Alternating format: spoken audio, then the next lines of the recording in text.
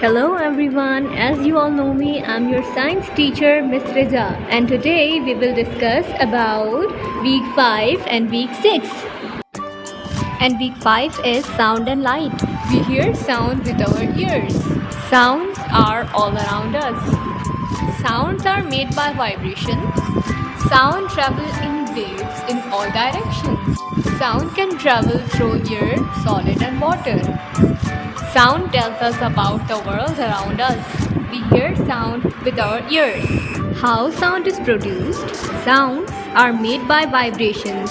Things that vibrate quickly are the sources of sound.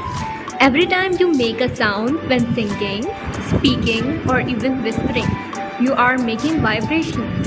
When something begins to vibrate, it pushes and pulls the air around it, making different layers of air pressure. These layers are called sound waves. And now, how sounds are useful. Human beings and other animals use sound in many ways.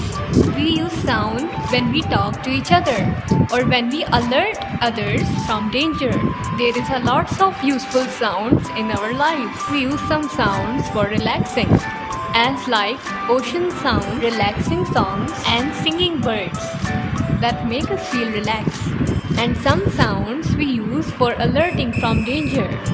For example, car horn, fire alarm, ambulance sound, or even our own voice.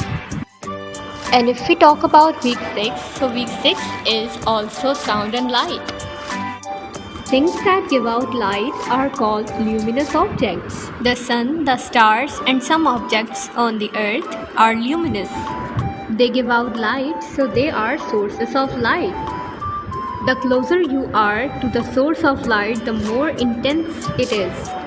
Some things, such as the moon and shiny surfaces, do not give out light but can be lit up by luminous objects such as the sun or a lamp. Light travels in straight lines called rays. Speed of light. Light is the fastest thing in the universe. It travels much faster than a sound. It takes just 8 minutes for the sun's light to travel 146 millionth kilometer to reach the earth. Shadows. Because light travels in straight lines, if its rays are blocked, a dark area of shadow is created.